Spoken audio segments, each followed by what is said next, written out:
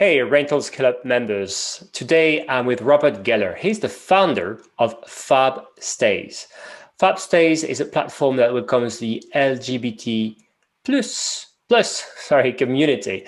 So we'll be talking about it today and how he's been growing the company for 2 years now. He's been recently profiled in the Wall Street Journal, which is of course a big win. So we'll be talking about the opportunity here for hosts. We'll be talking about how he created a company. We'll be talking about what it's like to list your place. I think 98% or something like this of hosts on the platform are actually allies. So you don't have to be a member of the community to be there. And also we talk about basically a few things about in the market, what's going on right now.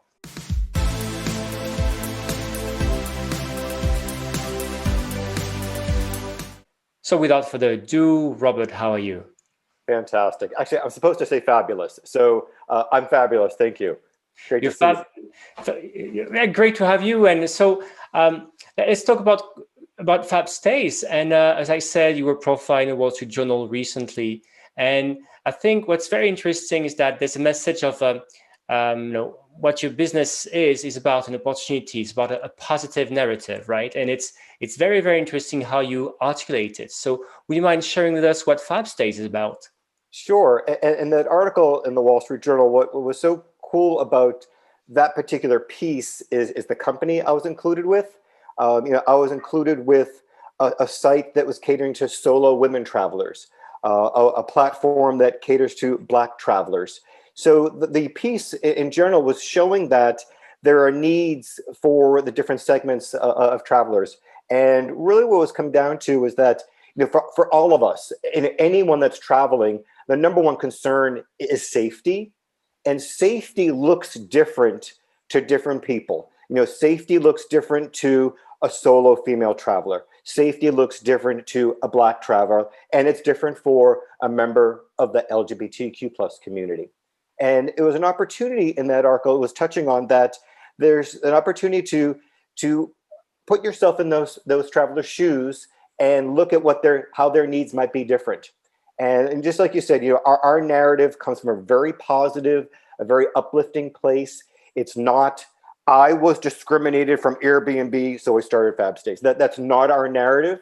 Our narrative is we have an opportunity to elevate the travel experience for both the traveler and the host. So it's elevating the entire experience from viewing listings to booking and to the stay. And I say viewing the listings, and you wonder well, how could you improve that? So if you're a member of the LGBT plus community and you're on an accommodations platform site, you're looking for little hints. Is this a welcoming place?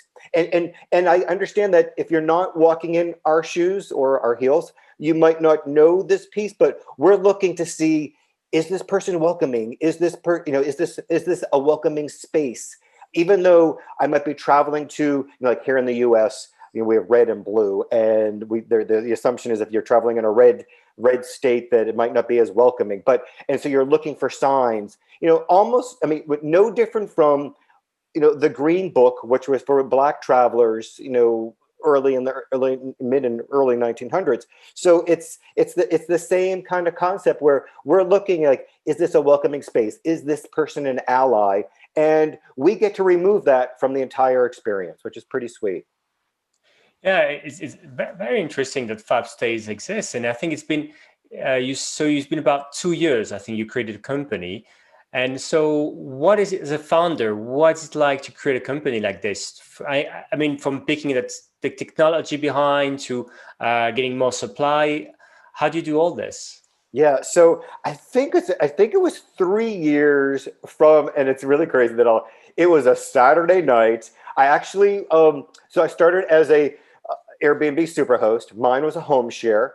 I actually had a guest that night. They were out exploring the city. I was on my couch and I built a website on GoDaddy for $9.99 a month, and that's how it started initially. To where we are today, where we're actually built off the platform called Houfy. Houfy.com is the platform that powers Fabstayz. And utilizing their technology, we're able to onboard listings from Airbnb, VRBO, HomeAway, rather quickly. So that from the host perspective, they give us their listing URL. And from that listing URL, we are able to, and it's a super cool process. It brings over all of the pictures, the descriptions, the rules.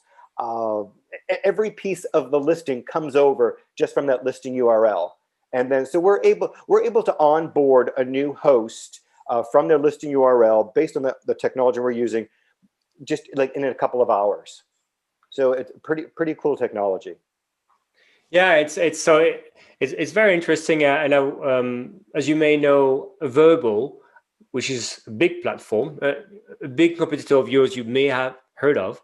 So they are trying to go after superhosts, right? And what's very interesting, they recently came up with this process where they have a dedicated team that will take the listings, look at the listing on Airbnb, take the photos or the description, and manually onboard basically the host. It's somehow something you've been doing for quite a few years now. Yeah, because of the platform we're built up, this is a tool. It's called, we refer to it as an upload tool that they've had from day one, and I mean it really takes us just seconds, to be quite frank. That the process takes seconds. However, where it takes a little bit longer is I personally look at every single listing inquiry that wants to onboard. So I am going into their profile. So when I send a follow-up email welcoming them, I specifically, will reference their pictures and their listing. So one that was just onboarded yesterday from the U.S. Virgin Islands that had this amazing infinity pool and this incredible wraparound deck. I mentioned that in my follow-up email. So that's where it takes a little bit longer. Is I am looking at their reviews, I'm looking at their comments, and I'm referencing that in my follow-up email.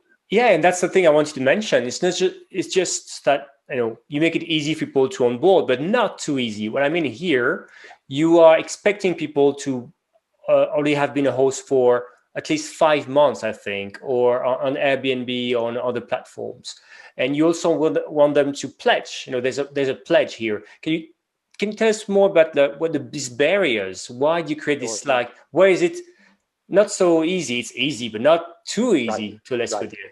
Yeah, absolutely. So someone that has never listed before, never hosted before, that wants to join Fabstayz can't. So you could not be like, this could not be your first time to the party. You have to have experience on another platform. That ensures that we're getting experienced hosts on our platform. It also ensures that and I don't want to, we started off that the narrative is positive. We want to weed out haters, people that on that fringe out there that might want to do harm. So with our barriers, it ensures that the haters are staying out. So we have a little bouncer at the front door. But we're getting the best hosts. I mean, typically, if you look at our host profile, they're super hosts from Airbnb. I mean, if we would look at who we go after, we go after Airbnb and we go after superhosts. Those are the ones that are joining our platform. And so they have to have that 5 months experience. They have to have excellent to great reviews. So all of those barriers, along with since our platform is not, this is going to be a little more tech piece here. We are not a booking platform. So when we pull in your listing from Airbnb or VRBO, when the traveler goes to book, it actually goes back out to where that listing came in from. So and the reason behind that is I didn't want to do all the accounting stuff and all the municipality rules, collecting bed tax, because if you're a booking platform, you then have to govern how many days they can have bookings based on where it's located. So the bookings actually don't take place on our platform. It goes back out to Airbnb or VRBO. So Robert, is it fair to say that as a host, I would pay a subscription fee to you?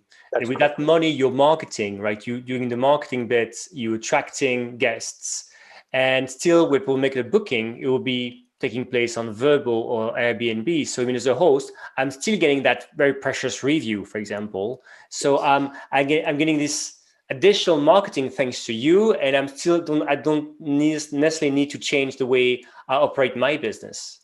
Exactly.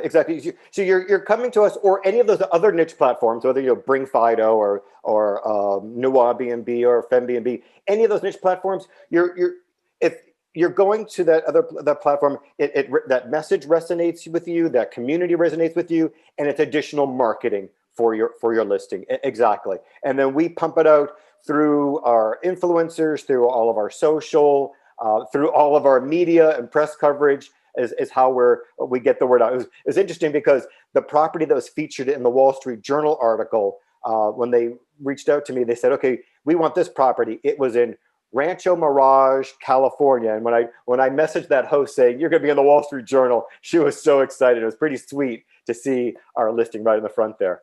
And clearly, that's why people have to pay a subscription fee, because you're actually doing marketing. That's how you end up in the Wall Street Journal. Exactly. So, Robert, if people want to join Fabstayz or contact you, what's the best way to reach out? Sure. Visit our website, fabstayz.com. I'm super accessible. Robert@fabstayz.com. I'm on LinkedIn. I'm so super easy to get in touch with that. For that Wall Street Journal article, I received a text message. So they found my phone number somewhere, sent me a text message, and said, "Hey, we'd like to interview you." So super easy to get in contact with. Cool. Thank you so much for your time today, and all the best for Fabstayz. Thank you so much. Absolute pleasure.